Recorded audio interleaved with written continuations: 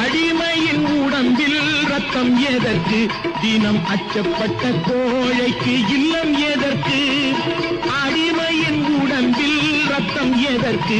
தினம் அச்சப்பட்ட கோழைக்கு இல்லம் எதற்கு? கொடுமையை கண்டு கண்டு பயம் எதற்கு?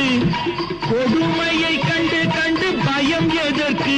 நீ கொண்டு வந்தது என்னடா மீசை முறுக்கு? நெஞ்சம் உண்டு நேர்மை உண்டு ஓடு ராஜா, நேரம் வரும் காத்திருந்து பாரு ராஜா.